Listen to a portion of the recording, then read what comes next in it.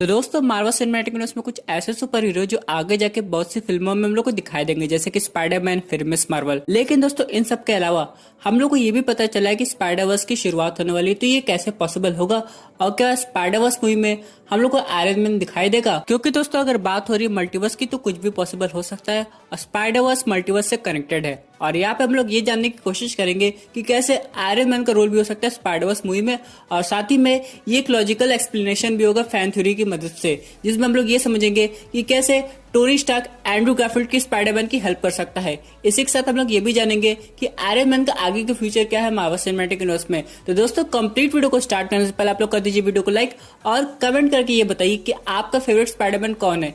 क्या वो Toby Maguire का स्पाइडरमैन है, एंड्रू गारफील्ड का स्पाइडरमैन है, या टॉम हॉलैंड का स्पाइडरमैन है? साथ ही साथ जो लोग मेरे चैनल पर नए आए हैं, हमारे चैनल को सब्सक्राइब करके हमारी कॉमिक बुक टॉक्स फैमिली का हिस्सा बन जाए। तो दोस्तों शुरुआत करते हैं हम लोग टॉम हॉलैंड के पीटर पार्कर से। यहाँ पे दोस्तों वो मल्टीवर्स में कैसे ट्रेवल कर सकता है, इसके दो ऑप्शन है।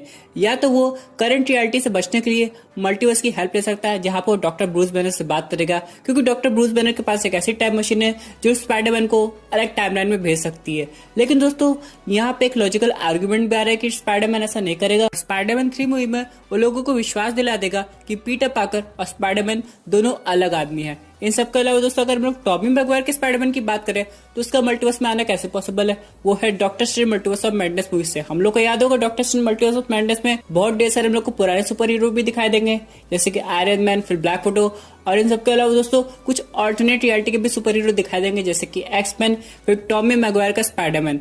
लेकिन दोस्तों अभी एक इंपॉर्टेंट क्वेश्चन आ रहा है कि एंड्रू गारफील्ड कैसे मल्टीवर्स को ट्रेवल करेगा। तो यहाँ पे दोस्तों करंट फैन थ्योरी आती है जो कि एक्सप्लेन करती है कि एंड्रू गारफील्ड का जो स्पाइडरमैन है वो किसी टेक्नोलॉजी की मदद से मल्टीवर्स को ट्रेवल करेगा और वो पहले टोनी स्टार्क से मिलेगा।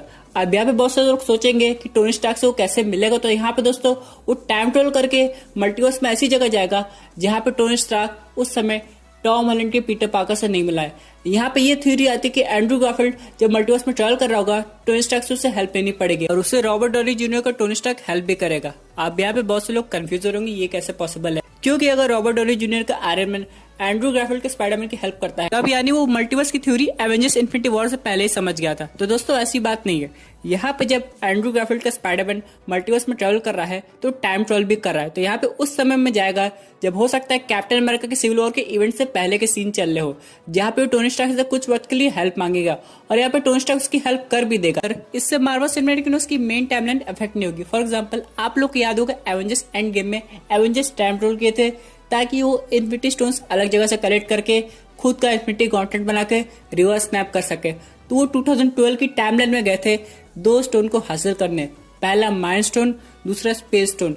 अब यहाँ पे कैप्टन अमेरिका ने माइंड स्टोन तो हासिल कर लिया था, लेकिन रही बात स्पेस स्टोन की तो वहां पे वो कामयाब नहीं हो पाए थे और लोकी 2012 की टाइमलाइन से टेसरेक्ट लेके चला गया था। लेकिन अगर हम लोग बात करें पुराने एवेंजर्स मूवी की तो वहां पे ऐसा कुछ नहीं हुआ था, क्योंकि थॉर लोकी को लेके एसगार्ड चला गया था और टेसरेक्ट अभी एसगार्ड में था।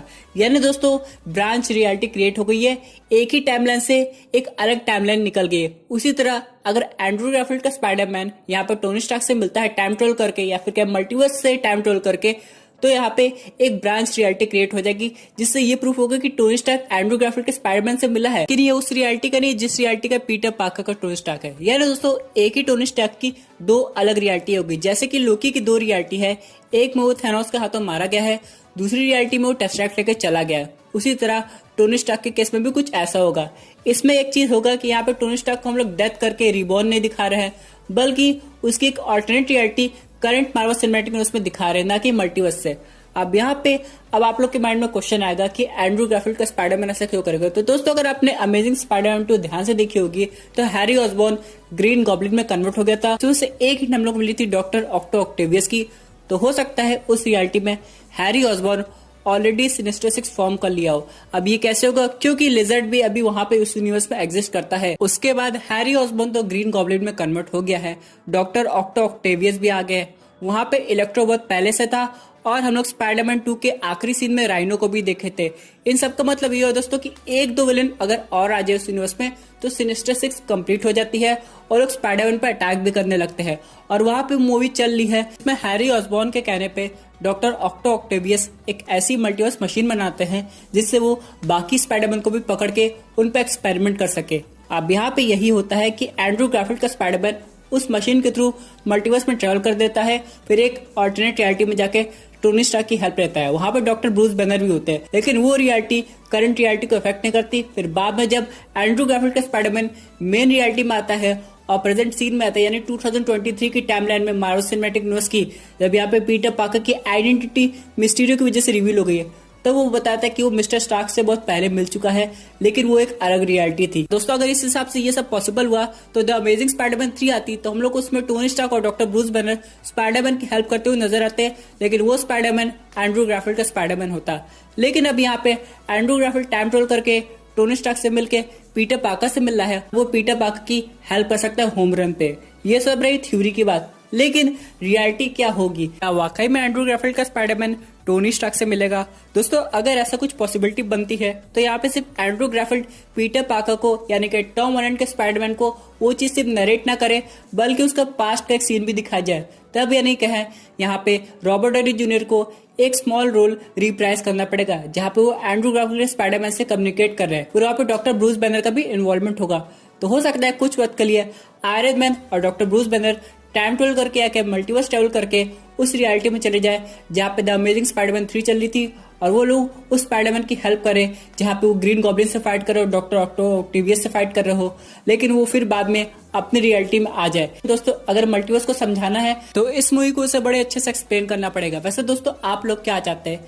क्या आप लोग टोनी स्टार्क का इन्वॉल्वमेंट स्पाइडरवर्स में चाहते हैं, या फिर आप लोग अलग रियलिटी के स्पाइडरमैन चाहते हैं? फॉर एग्जांपल स्पाइडरमैन 2099 ये सब आप देखना चाहते हैं, क्योंकि उस रियलिटी में भी एक सुपीरियर वर्जन का आयरन मैन है जो कि एकदम अलग चीज है। और दोस्तों अगर ये फैन थ्योरी सही साबित हो गई तो ऑडियंस को आयरन मैन अलग वर्जन के स्पाइडरमैन की बहुत अच्छी खासी ट्रीट मिल जाएगी। दोस्तों मार्वल स्टूडियोज और सोनी पिक्चर्स मिलकर कुछ नेक्स्ट लेवल की प्लानिंग कर रहे हैं, और अगर ऐसा पॉसिबल हुआ तो वो लोग कुछ ऐसा करेंगे जो ऑडियंस को शॉक भी करेगा और उन्हें अच्छा भी लगेगा। इसी के साथ दोस्तों बात कर लेते हैं अपने अगले अपडेट की, जो कि रिलेटेड है हॉकाई की टीवी सीरीज से। हम लोग ये जानते हैं दोस्तों कि हॉकाई की टीवी सीरीज की शूटिंग स्टार्ट होने वाली थी अक्टूबर 2020 में, लेकिन दोस्तों ये 1 मंथ डिले हो गई है कोविड की वजह से। इन सब के अलावा दोस्तों यहाँ पे एक और चीज कंफर्म हुई है कि यहाँ पे ऑलमोस्ट 9 लोगों की कास्टिंग हो रही है इस टीवी सीरीज के लिए, जिसमें से एक डेफ कैरेक्टर है, एक कैरेक्टर और है जो कि यहाँ पे केट बिशप के फादर का रोल प्ले करेंगे, और यहाँ पे हम लोग को हॉकाई की टीवी सीरीज में उसके ब्रदर का भी फर्स्ट लुक देखने को मिल सकता है।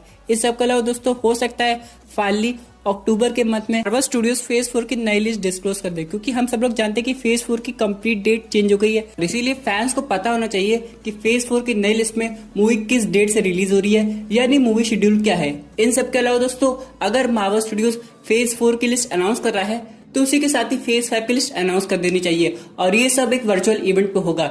चलिए बात कर लेते हैं दोस्तों कुछ और क्रॉसओवर इवेंट की जो कि स्पाइडरवर्स से रिलेटेड है। यहाँ पे दोस्तों हम लोग ने स्पाइडरवर्स के बारे में बात की, जिसमें आयरन मैन का इन्वॉल्वमेंट होगा, प्रोफेसर हल्क या हल्क का इन्वॉल्वमेंट हो सकता है, लेकिन इन सब के अलावा अगर सोनी पिक्चर्स चाहे तो फॉक्स की यूनिवर्स से भी कुछ कैरेक्टर्स को ला सकता है अगर तीनों में कोलैबोरेशन हुआ।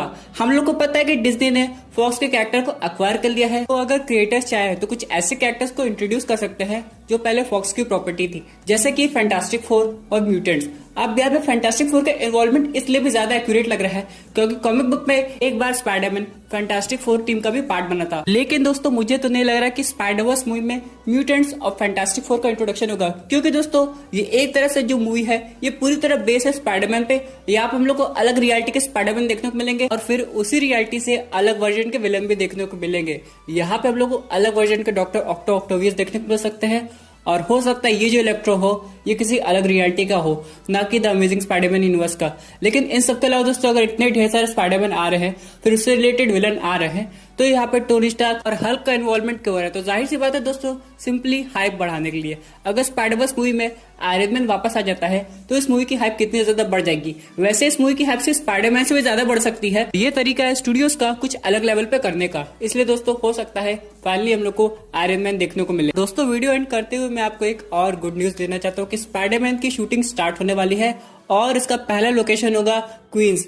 यहाँ पे जैसे स्पाइडरमैन की शुरुआत हुई थी, जिस लोकेशन से आयरन मैन स्पाइडरमैन को रिक्रूट किया था, वही भी वापस शूटिंग हो रही है। इसका मतलब ये है दोस्तों कि अभी भी स्पाइडरमैन अपने घर पे है और अपने होम से भागा नहीं, यानी कि अभी होम रन पे गया नहीं होगा।